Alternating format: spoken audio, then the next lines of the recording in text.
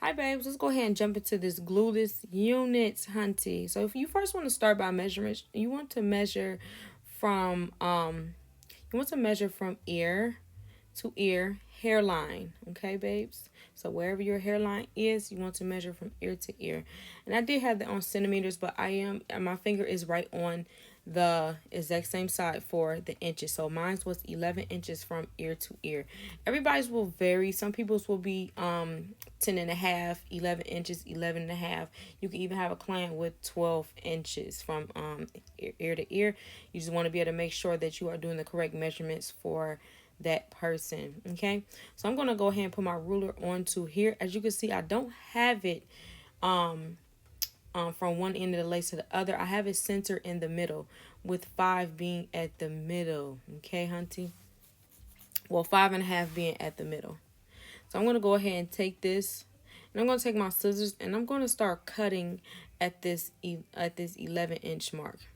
So right where that 11 inches is, I'm going to start cutting that. And I'm going to cut that all the way to the back of the frontal. Okay, hunty?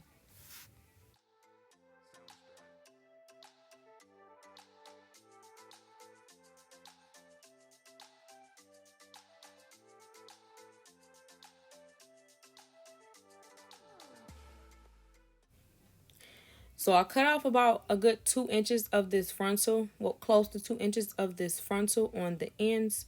And I'm going to go ahead, see that? And I'm going to go ahead and do the exact same thing on the other side, hunty, okay? But if you did not cut it out to be 2 inches exactly, you can just put the ruler up to it and then measure it, and then that way you know exactly what you're getting. Oh my god, my hands is ashy as hell, y'all. I be doing so much shit. I need to just put more lotion on my damn hands, okay? And do my nails. All right, thank you. But yes, so however long this piece is, you want that exact same piece to be the exact same length. So take that length, record that length, put it on the other side of the frontal, and then start cutting it right there. As you can see, mine wasn't right directly at 2 inches. It was a little bit under 2 inches, so I start cutting it a little bit under 2 inches, and I'm going to do the exact same thing on the other side.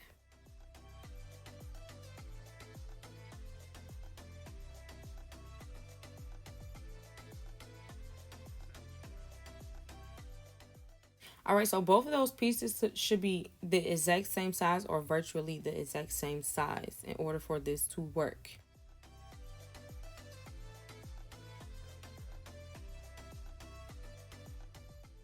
All right, so next you want to take your frontal, and you do want to size it up to your head or your client's head if you're able to make sure that this will be, in fact, glueless as you need it to be. As you can see, that stops right before my ears. Now I don't have to worry about cutting out the ears once the wig is done. It will literally just lay flat on my hairline the exact same way that I need it to be. Now we're going to go ahead and pin this down to the cap, hunty. And yes, I am using a black cap with blonde hair, and this is specifically because I am coloring the hair. I always use a black cap when I'm going to color the hair any type of darkish colors.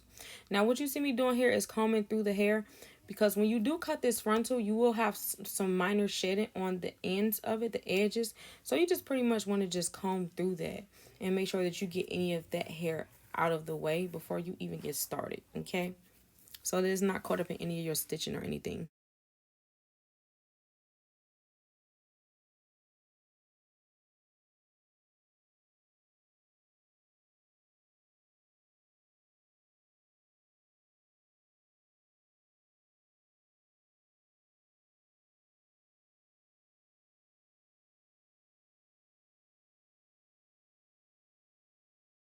So when doing this method, I like to pin the front first, and then I'm going to pin the back. And then I'm going to make sure that this goes straight down to the sides. So when you are doing this method, you pretty much want to make sure that you have a piece of this frontal cascading outward, outside of this cap. I would say about an inch outside the cap, as you can see. So about an inch outside the cap. This I did a little bit more than an inch just because of my own sideburns are really kind of thick.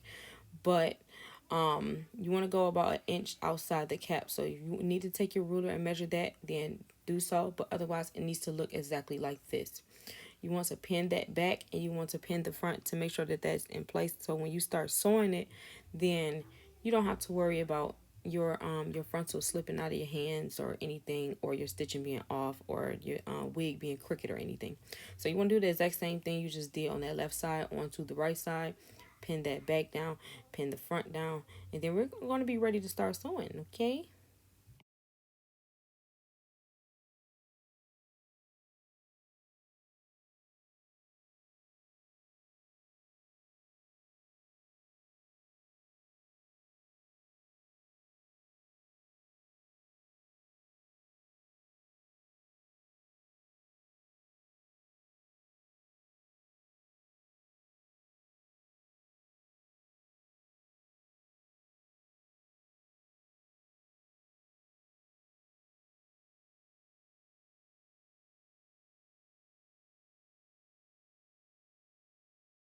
So you want to always pin your hair up out of the way. That way you're not sewing any of your hair into any of these stitches.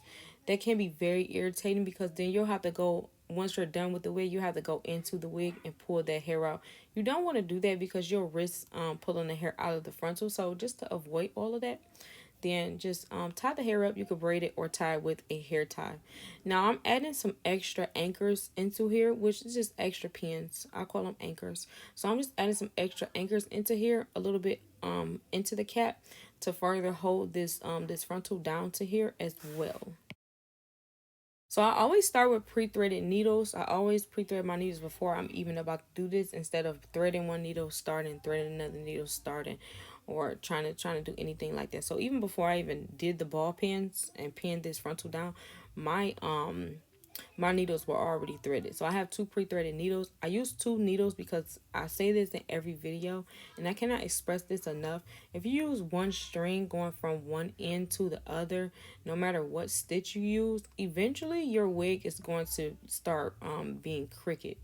So to even out the stitches, I like to go from one end to another, starting in the middle. So I'm going to start at the back here, and all you see me doing right here is literally just pulling the knots inside of the cap. I'm very big on that because when you're on the sewing machine, those knots can mess up your stitching. It can jam your machine sometimes, as well as it's just more seamless if you put the knots behind the frontal or the closure, and then that way your knots are more concealed, your install is more flat, your entire wig construction is just overall like flat, okay.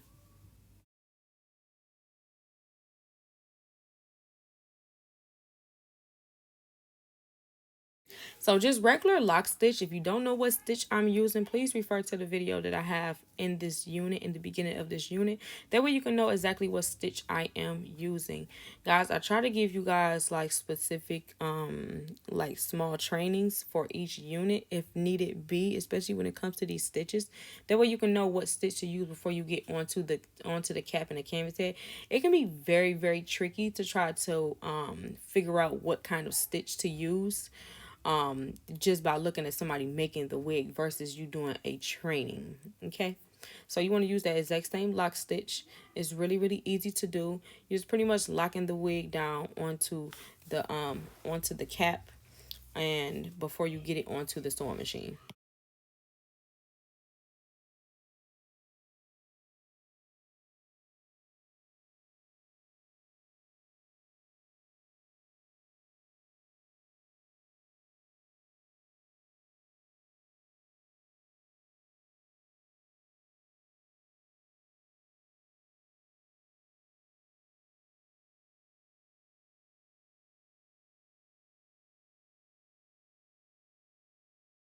So I'm going to do that exact same stitch all the way down and then all the way around until I get to the ends. Now when I get to these ends, I'm going to go backwards. I'm going to back stitch a few times just to make sure that my frontal is 100% secure onto this cap. And by it being 100% secure onto this cap, you do not have to worry about it coming apart, slipping apart, anything. And like I said, I'm not going to end the knots on the ends. I hate ending the knots on the ends because it will make your wig bulky in those spots. You don't want that. You want your wig to be 100% seamless and flat, flat, flat, flat, flat. Okay, babes?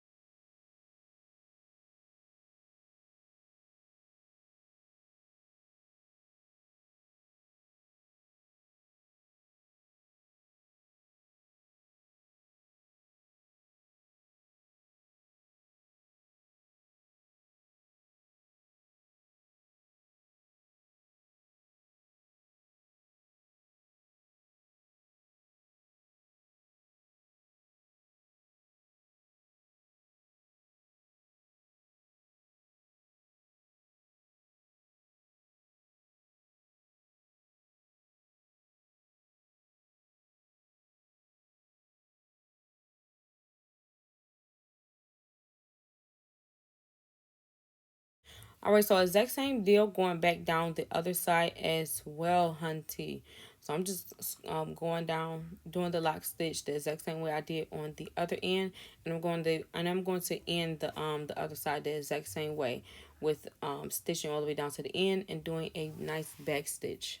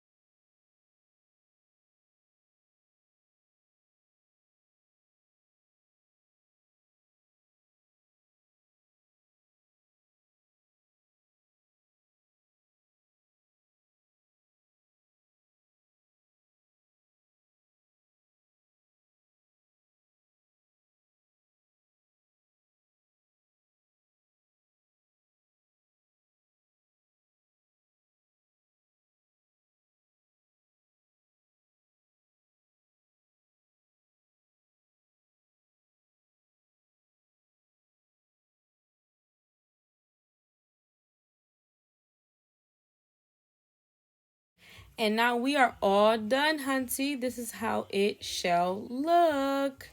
Now, I usually don't use guidelines, but I will post a video showing you exactly how the guidelines are supposed to look.